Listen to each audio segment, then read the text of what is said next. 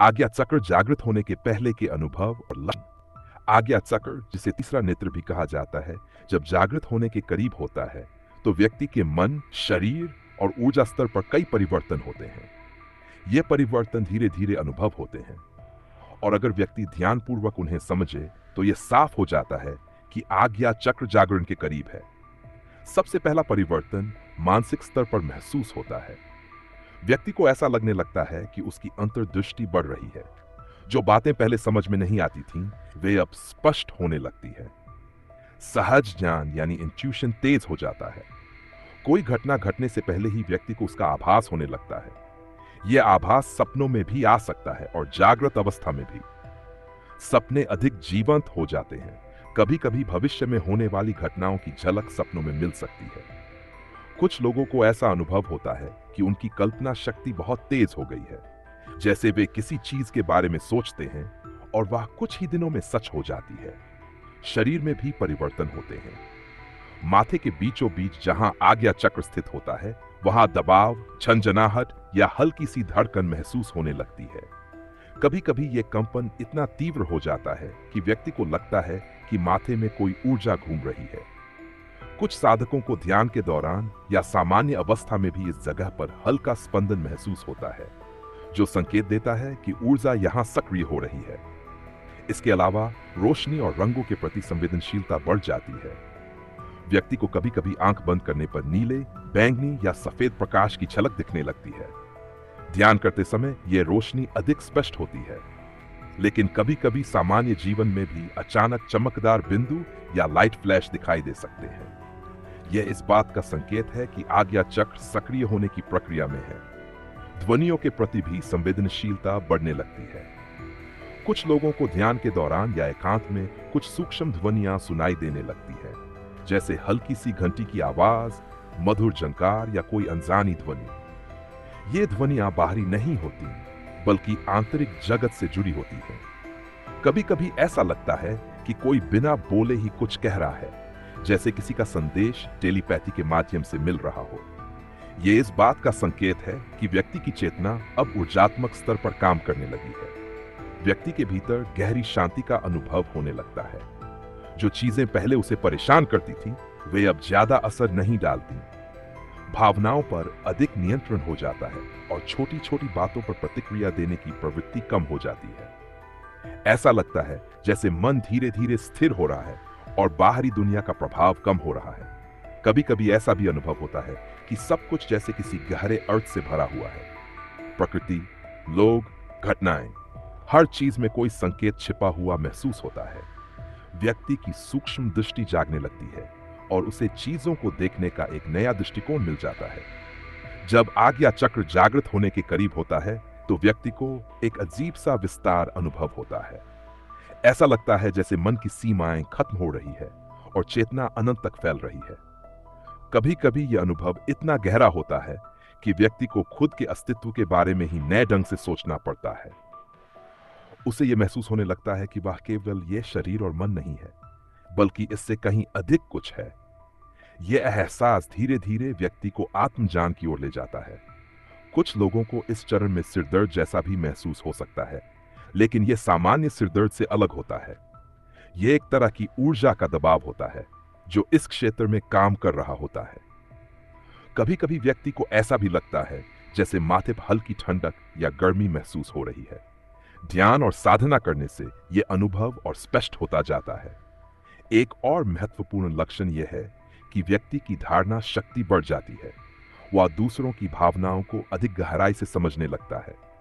कभी कभी ऐसा होता है कि सामने वाला कुछ कहता नहीं, लेकिन व्यक्ति को उसके मन की स्थिति का आभास हो जाता है।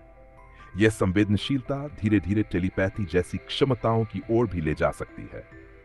इसके अलावा व्यक्ति की आध्यात्मिक रुचि बढ़ने लगती है। जिन चीजों में पहले रुचि थी, वे अब महत्वहीन लगने लगती हैं और जीवन का गहरा अर्थ जानने की इच्छा जागने लगती है। स्वाभाविक रूप से ध्यान, योग, आध्यात्मिक ग्रंथों और गहरी सोच वाली बातों की ओर झुकाव बढ़ने लगता है। इस पूरी प्रक्रिया में सबसे जरूरी बात यह होती है कि व्यक्ति इसे सहज रूप से ले और जबरदस्ती किसी अनुभव को बुलाने की कोशिश न करे। जो भी अनुभव होते हैं उन्हें स्वीकार करे और शांत मन से उनका अवलोकन करे। ध्यान और साधना इस यात्रा को सुगम बना सकते हैं, लेकिन धैर्य और संतुलन बनाए रखना बेहद जरूरी होता है।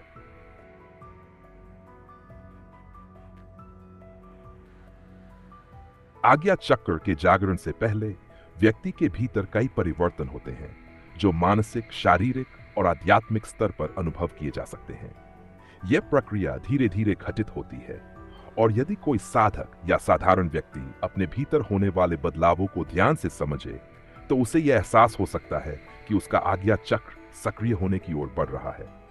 सबसे पहले मानसिक स्तर पर बदलाव महसूस होने लगते हैं। व्यक्ति की अंतर्ज्ञान शक्ति तेज हो जाती है, वह चीजों को गहराई से समझने लगता है, और कई बार ऐसा अनुभव होता है कि कोई घटना घटने वाली है जिसका आभास पहले से ही हो जाता है। यह आभास कई तरीकों से प्रकट हो सकता है, जैसे कि सपनों में कोई संकेत मिलना, या फिर किसी व्यक्ति या घटना को लेकर अचानक मन में स्पष्ट ज्ञान उत्पन्न होना। यह सहज ज्ञान बढ़ने लगता है और व्यक्ति को यह लगने लगता है कि उसकी सोचने समझने की क्षमता पहले से अधिक विकसित हो गई है। कई बार ऐसा होता है कि व्यक्ति जिन चीजों के बारे में सोचता है वे अचानक वास्तविकता में घटने लगती हैं, जिससे यह प्रतीत होता है कि उसकी मानसिक ऊर्जा अधिक प्रभावशाली हो गई है।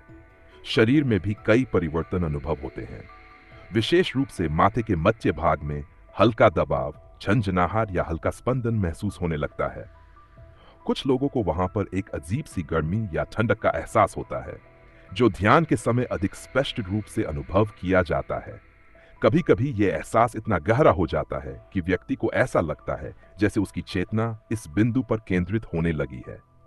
कुछ साधकों को इस स्थान पर हल्की कंपन जैसी अनुभूति होती है, जो इस बात का संकेत देती है कि ऊर्जा वहां जागृत हो रही है।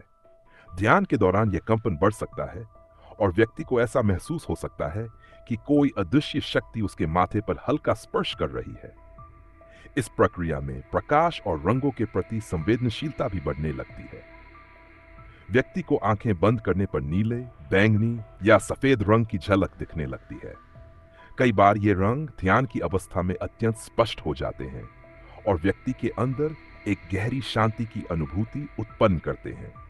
कुछ साधकों को जागृत अवस्था में भी अचानक रोशनी के छोटे छोटे बिंदु चमकते हुए दिख सकते हैं, जो इस बात का संकेत होता है कि उनकी दृष्टि अब सूक्ष्म ऊर्जा को पकड़ने में सक्षम होने लगी है। ध्वनियों के प्रति संवेदनशीलता भी बढ़ने लगती है। कई बार व्यक्ति को अनजानी ध्वनियां सुनाई देने लगती हैं, जैसे किसी मधुर घंटी की हल्की गूंज, झंकार या फिर हवा में कोई कोमल फुसफुसाहट। यह अनुभव ध्यान के समय या फिर पूरी तरह से एकांत में अधिक स्पष्ट होता है।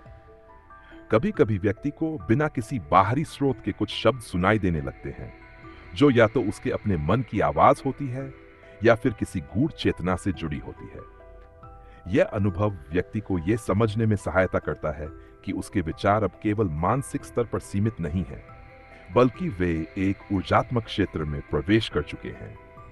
इस बदलाव के साथ साथ व्यक्ति के भीतर गहरी शांति और स्थिरता का भाव विकसित होने लगता है। जिन चीजों से पहले उसे क्रोध, दुख या बेचैनी होती थी, वे अब उतना प्रभाव नहीं डालती। ऐसा प्रतीत होता है कि मानसिक प्रतिक्रियाएं धीमी हो गई हैं और एक अलग ही तरह की समझ विकसित हो रही है। यह स्थिति धीरे धीरे आत्म अवलोकन की ओर ले जाती है, जहां व्यक्ति अपने भीतर के विचारों और भावनाओं को बिना किसी बाहरी हस्तक्षेप के देख सकता है। इसे कई बार साक्षी भाव भी कहा जाता है, जिसमें व्यक्ति चीजों को केवल देखता और समझता है, लेकिन उनसे प्रभावित नहीं होता। इसके अलावा व्यक्ति को अपने आसपास की घटनाओं में एक गहरे अर्थ का अनुभव होने लगता है। ऐसा लगता है कि हर चीज किसी विशेष उद्देश्य से घट रही है और उसमें कोई न कोई संदेश छिपा है। यह अनुभव उसे अधिक संवेदनशील और सजग बना देता है। दूसरों के मन की स्थिति को समझने की क्षमता भी बढ़ने लगती है, जिससे व्यक्ति टेलीपैथी जैसी अनुभूतियों का अनुभव करने लगता है। कई बार उसे ऐसा लगता है कि कोई उससे बिना बोले भी संवाद कर रहा है या फिर उसे किसी घटना का पूर्वाभास हो रहा है। शरीर और मन के अलावा व्यक्ति की चेतना का विस्तार भी अनुभव किया जा सकता है। कई साधकों को ऐसा लगता है कि वे केवल शरीर तक सीमित नहीं हैं, बल्कि उनकी चेतना एक विशाल क्षेत्र में फैल रही है। यह एहसास कभी ध्यान में और कभी सामान्य जीवन में अचानक महसूस होता है। व्यक्ति को यह समझ में आने लगता है कि वह केवल भौतिक शरीर और विचारों से परे कुछ है और उसके अस्तित्व की गहराई कहीं अधिक व्यापक है। कुछ लोगों को इस अवस्था में हल्का सिरदर्द भी महसूस हो सकता है, लेकिन यह साधारण सिरदर्द से अलग होता है। यह एक तरह की ऊर्जा का प्रभाव होता है जो आज्ञा चक्र को सक्रिय करने के दौरान उत्पन्न होती है। यह दर्द किसी विशेष दवाई से कम नहीं होता, बल्कि ध्यान और ऊर्जा संतुलन से ही नियंत्रित किया जा सकता है। इसी तरह कभी कभी व्यक्ति को ऐसा महसूस होता है कि उसके सिर में हल्की धड़कन हो रही है या फिर वहां एक कंपन जैसी स्थिति बनी हुई है। इस चरण में व्यक्ति की आध्यात्मिक रुचि भी बढ़ने लगती है। वह गहरी और अर्थपूर्ण बातों की ओर आकर्षित होता है। उसकी रुचि ध्यान, योग और आत्मचिंतन में अधिक बढ़ने लगती है। जिन चीजों में पहले वह आनंद लेता था, वे अब उतनी महत्वपूर्ण नहीं लगती और एक अलग ही तरह की खोज शुरू हो जाती है। उसे लगता है कि उसे अपने जीवन का उद्देश्य समझना है और उसके पीछे छिपे रहस्यों को जानना है।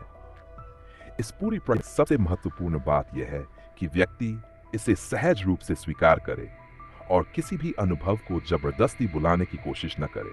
जो भी परिवर्तन होते हैं, उन्हें बिना किसी डर के देखना चाहिए और समझना चाहिए कि यह चेतना के विस्तार की स्वाभाविक प्रक्रिया है।